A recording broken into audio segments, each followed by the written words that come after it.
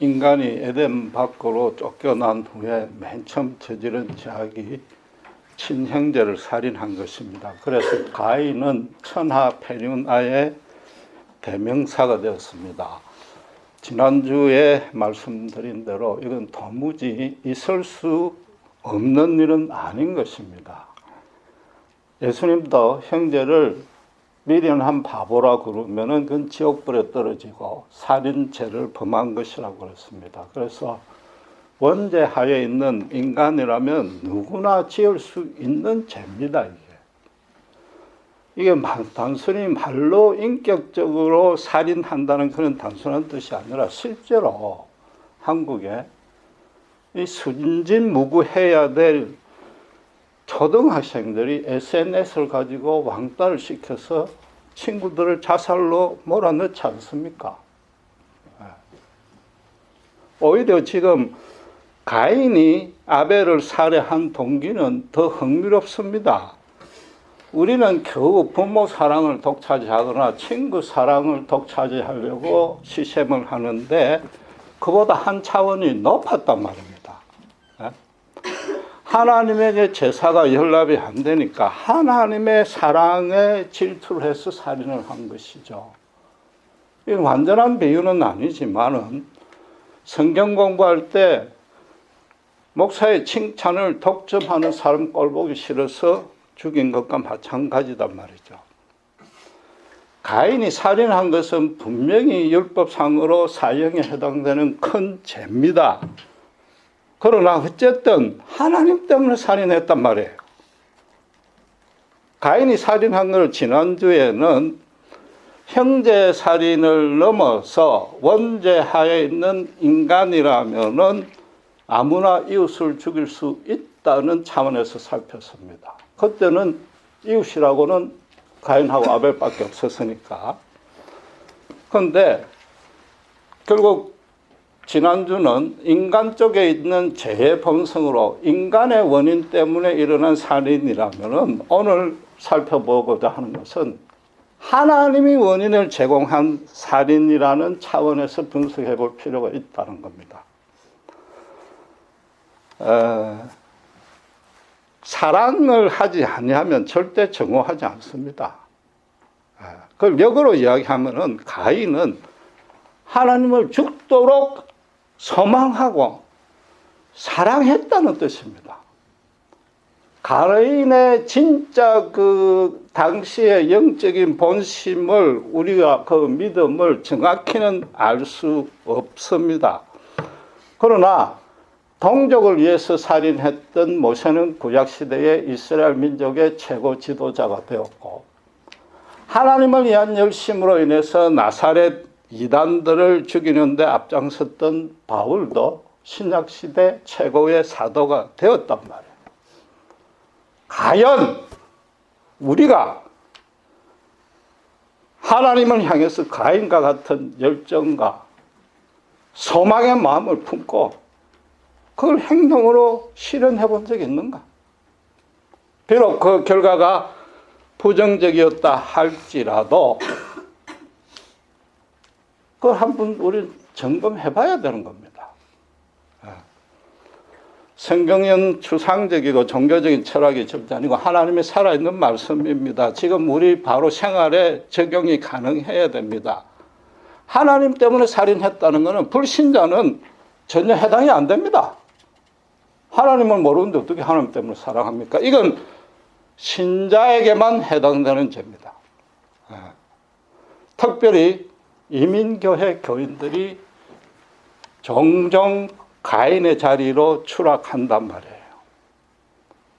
이민자의 삶이 고단하고 외롭습니다. 그러나 그 중에서 가장 힘든 것이 뭡니까? 교회 문제 아닙니까?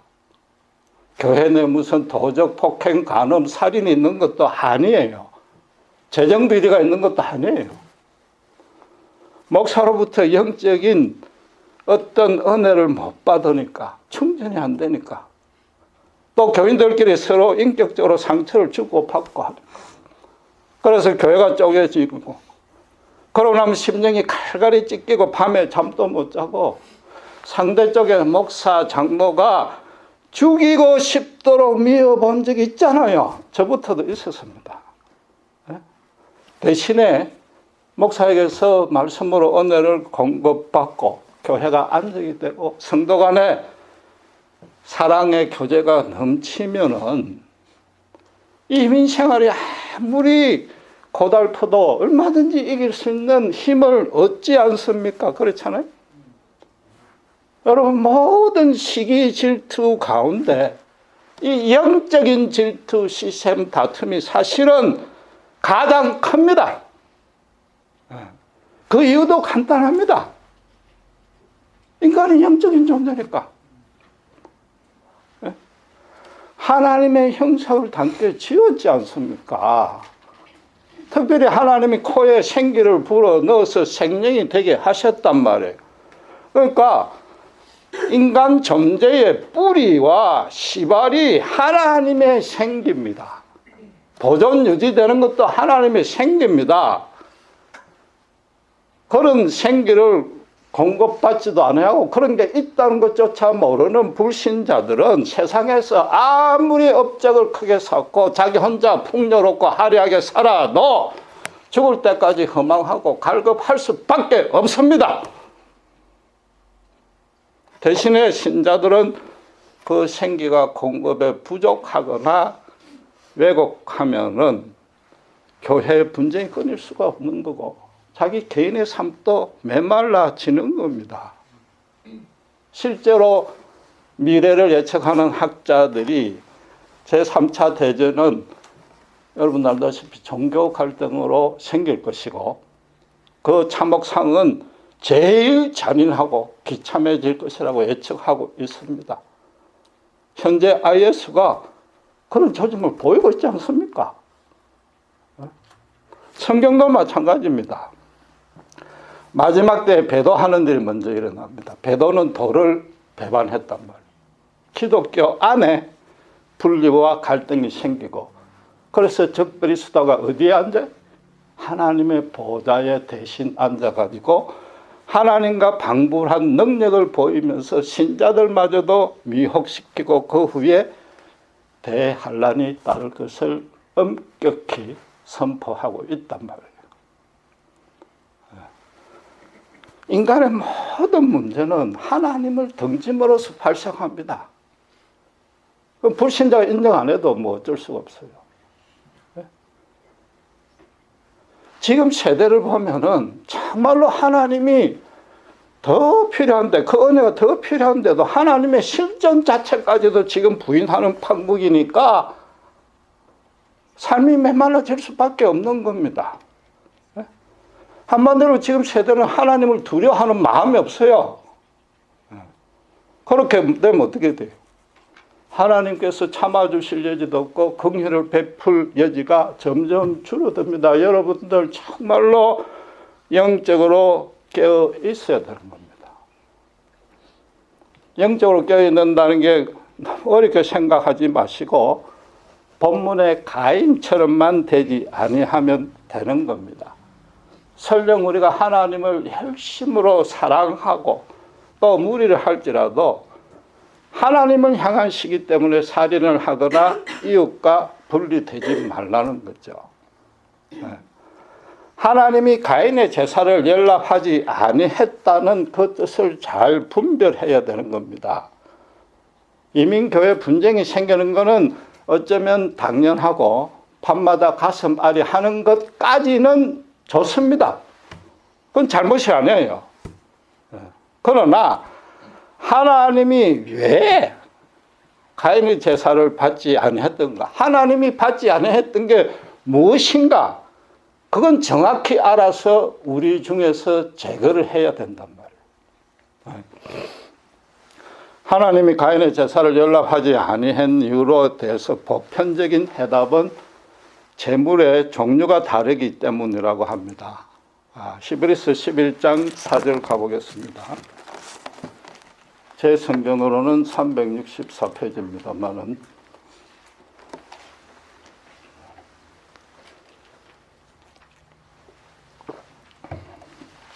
저 찾으신 줄 믿고 봉독하겠습니다. 믿음으로 에녹은 죽음을 보지 않고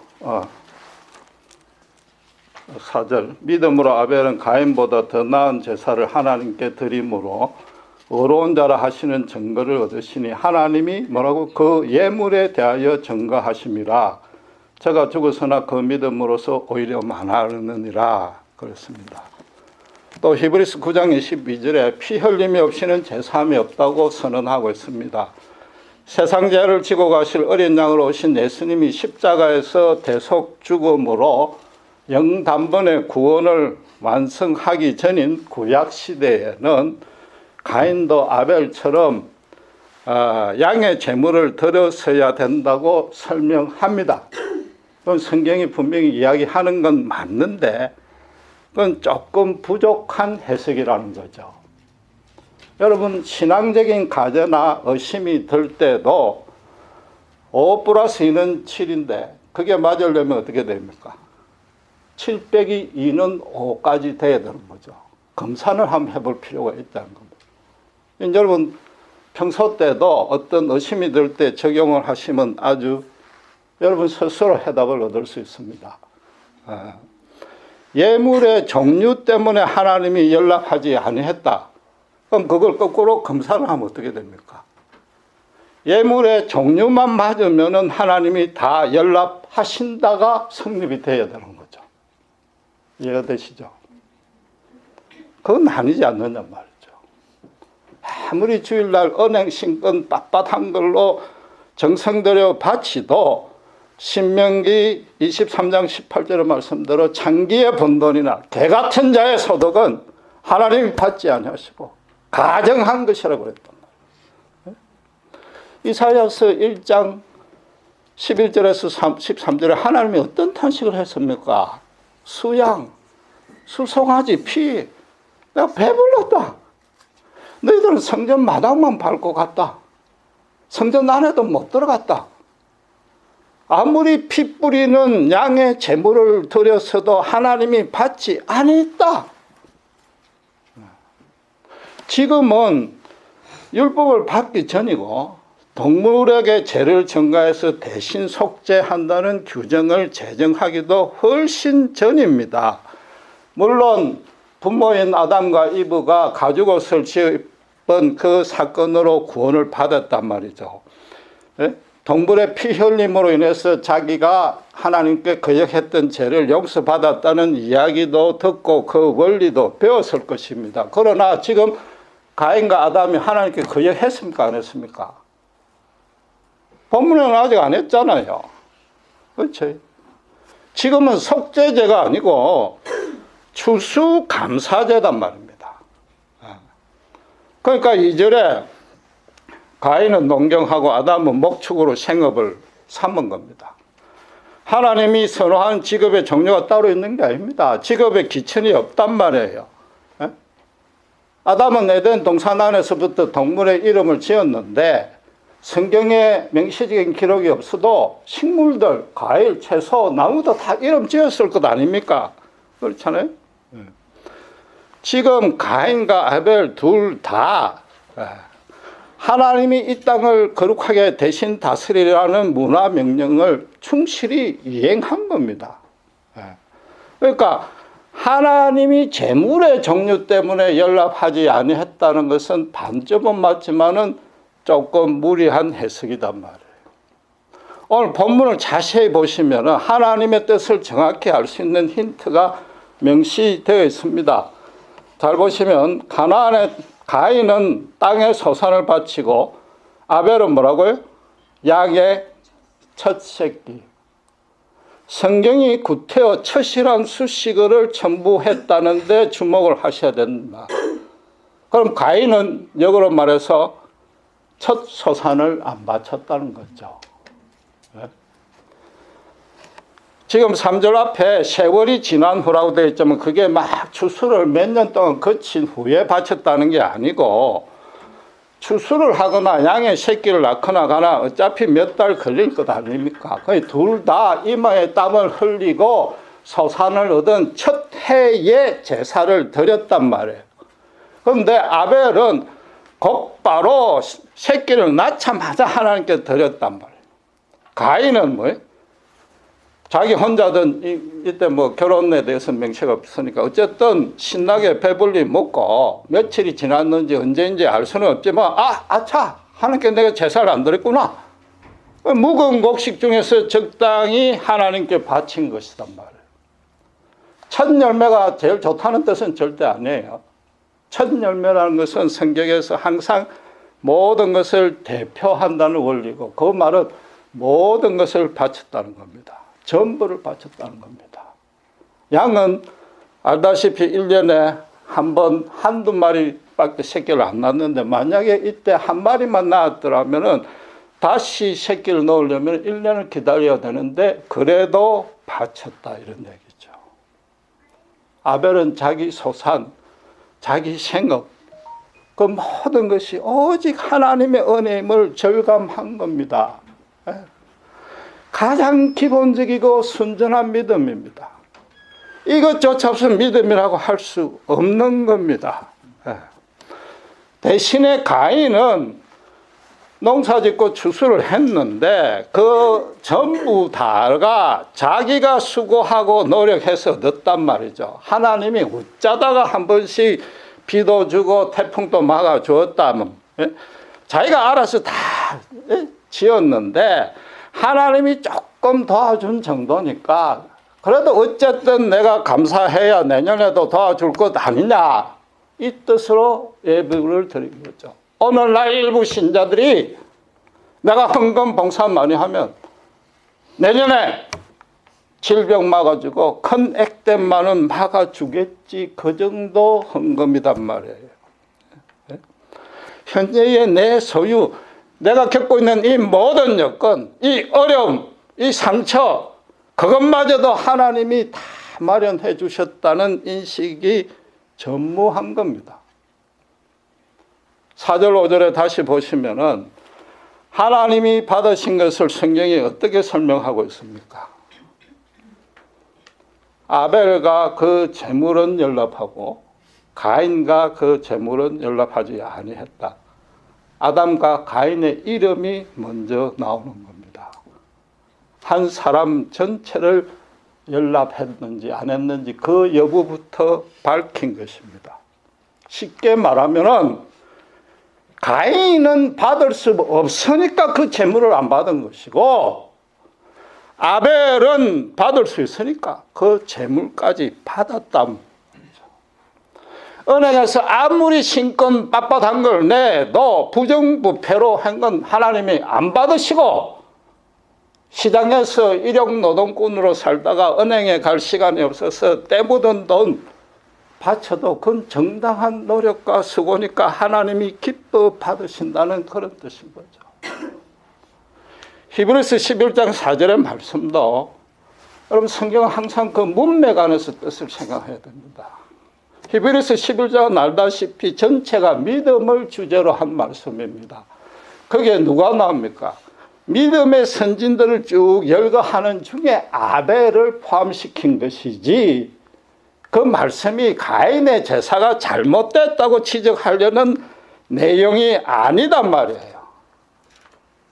아벨의 예물에 증거하심의 그 뜻도 뭐냐 하면은 양의 피 흘림의 제사가 이 때문에 받았다 이게 아니고 첫 새끼 믿음으로 기쁘게 바친 것 내 모든 것 내가 이 땅에 존재하는 뿌리부터 알파요 오메가 되시는 오직 하나님 그 전부단 말이에요. 하나님 것입니다. 그 고백으로 바쳤기 때문에 믿음으로 예물을 전가하셨다 이런 뜻인 거죠. 교회에서 제대로 신앙생활 했으면은 이 정도까지는 사실은 배워서 알 수 있습니다. 그러나 정작 본문에서 주목해야 될 것은 7절입니다. 하나님이 내가 선을 행하면 어찌 낯을 들지 못하겠느냐. 그 말은 무슨 말이에요? 제가 자꾸 금산해보고 반대로 생각해보라고 그랬잖아요. 악을 행했단 말이에요. 그럼 지금 가인이 악을 행한 것 있습니까? 없습니까? 아직 살인하기 전이잖아요. 인간적인 윤리로 나쁜 짓 안 했어요. 어쨌든지 간에 나름대로 하나님께 정성껏 제사 드렸어요. 물론 5절에 연락지 아니하니까 심히 분해서 안색이 변해서 하나님 앞에 하는 것은 잘못한 게 틀림없습니다. 그러나 그런 일을 당했는데 기분 안 나쁘면 그건 좀 이상한 사람이죠. 그렇잖아요. 가인이 지금 뭐 부정을 저지른 것도 아니고 잘못을 저지른 것도 아니고 어쨌든지 뒤늦게 정신을 차리고 아주 정당한 재물을 바쳤는데 그걸 단번에 거절하니까 화가 나는 것은 정상이단 말이에요. 하나님 그걸 두고 지금 악이라고 이야기를 하는 게 아닌 것입니다. 다시 강조하지만 하나님은 재물의 종류를 따지지 아니하시고 당신 앞에 나오는 태도를 극히 겸손하게 극도의 예의를 갖추라 그것도 욕을 하지 아니하십니다. 다윗의 시편을 보십시오. 처음부터 막 그 시적인 용어로 좀 아름답게 표현해서 그렇지 처음부터 뭡니까? 하나님 앞에 그냥 대드는 게 거의 그 시편의 태반 아닙니까? 가인이 지금 잘못한 유일한 게 뭐냔 말이에요. 잘못한 게 유일한 게 뭐예요? 하나님을 자기 전부로 여기지 아니한 거죠. 하나님을 진짜 주인으로 삼지 아니했단 말이에요. 하나님은 그걸 지금 악이라고 얘기하는 거예요. 성경은 창세기 1장 1절부터 계시록 22장 21절까지 똑같이 계시하는 내용. 모든 인간이 반드시 알아야 될 절대적인 진리, 그대로 따라야 될 진리가 뭐냐? 하나님은 모든 피조물, 특별히 죄에 빠진 인간의 주인이라는 거죠. 그냥 소유만 풍부하게 만들어주고 착하게 살게 해주면 그건 기본입니다. 생사여탈권을 갖고 있는 거죠. 언제든지 살릴 수 있고 죽일 수 있는 건 하나님이죠. 너무나 간단하잖아요. 사람이 자기 출생을, 자기 죽음을 자기가 조절할 수 있습니까? 계획도 못하고 예상도 못하는데 어떻게 그걸 내 인생이 내 것이라고 감히 이야기를 할 수 있느냔 말이에요. 오직 하나님이 시작과 끝이단 말이에요. 생사여탈권을 갖고 있단 말이에요. 그럼 하나님이 죽으라면 죽는다. 그게 지금 말하는 선인 겁니다. 그 반대가 되면 악인 거죠. 지난주에 말씀드린 대로 하나님 사랑의 품 안에 있으면 선이고 그 밖에 있으면 악인 겁니다. 가인은 분명히 하나님에게 복을 받기를 소원했고 또 복을 받은 것에 대해서 감사함으로 제사를 드렸습니다. 그건 좋습니다. 하나님과 대화하고 교통했고 나중에는 심지어 혼자서 세상에 유리할 때 천하의 폐류나라고 사람들이 자기를 죽이려 하면 어떡합니까? 하니까 하나님이 보호 조치까지 해줬습니다. 그 기도 응답까지 해줬단 말이에요. 그런데도 지금 엄중하게 선언하기를 선을 행치 아니하고 악행을 한다. 너가 나를 절대적이고 진짜로 주인으로 삼고 있느냐? 그게 아니지 않느냐? 그냥 수호신 정도로 그 정도로 삼고 있지 않느냐? 네? 너는 나에게서 능력만 빌려서 복만 받으려 하구나. 너가 찾는 건 내가 아니고 내가 주는 복이구나. 그걸 지금 악이라고 그런단 말이에요. 교회 아무리 열심히 다니고 성실하게 봉사해도 근본 마음이 가인과 같은 마음은 악입니다. 그건 하나님의 반대편에 있는 겁니다. 그건 하나님으로 인해서 살인을 자행하는 것입니다. 하나님 반대편에 있으면 그건 사탄에 속한 겁니다. 제가 너무 심한 말을 하는 게 아니고 성경이 말하는 바입니다. 요한일서 3장 12절에 가인과 같이 하지 말라. 저는 악한 자에게 속하니라. 그런데 그 악한 자가 앞뒤 문맥을 따지면은 마귀입니다. 마귀예요. 하나님이 속에 없고 하나님이 전부가 아니고 첫 소산을 바치지 아니하고 먹다 남은 것 바치면서 하나님의 능력만 구하는 것, 그걸 성경이 뭐라고? 사탄의 자녀라고 그런단 말이에요. 예수님은 마태복음 6장 24절에 한 사람이 두 주인을 동시에 섬기지 못한다고 그랬습니다. 하나님과 재물 두 주인 중에 하나를 분명히 하라고 그랬습니다. 재물이 중요치 않다는 뜻은 절대 아닙니다. 하나님이 주인이 되면은 그 돈은 주인의 뜻을 행할 수 있는 실현하는 도구가 됩니다. 반대로 돈이 주인이 되면은 하나님은 돈을 벌어주는 수단이 됩니다. 돈의 종이 되는 거죠. 하나님을 만몬신의 부하로 전락시킨단 말이에요. 이 얼마나 큰 죄냔 말이에요. 그 죄를 누가 짓는다고요? 교회 다니고 하나님께 예배드리는 저 같은 목사부터 신자들이 다 그런 죄를 짓는단 말이에요. 예수님은 자기 재산의 전부였던 동전 두 입을 바친 가부의 믿음이 좋다고 칭찬을 했습니다. 여러분, 그걸 재산 전부를 바쳤다고 단순히 그렇게 생각하면 안 됩니다. 재산 전부를 바쳤다는 것은 그 당시로서는 자기 전부를 바친 겁니다. 내가 바친 정성을 보시고 하나님이 더 크게 책임져 주시겠지, 그런 기대가 그 가부에게는 전혀 없었습니다. 오늘 내가 한 입만 바치면은 한 입 남은 걸 가지고 내일 하루 더 연명할 수 있는데 그것을 몰랐을 가부는 절대 아니죠. 사나 죽으나 하나님이 나의 주인입니다. 네? 죽는 것도 하나님의 뜻이라면 죽겠습니다. 그로 인해서 하나님의 영광은 전혀 변하지 않는다는 겁니다.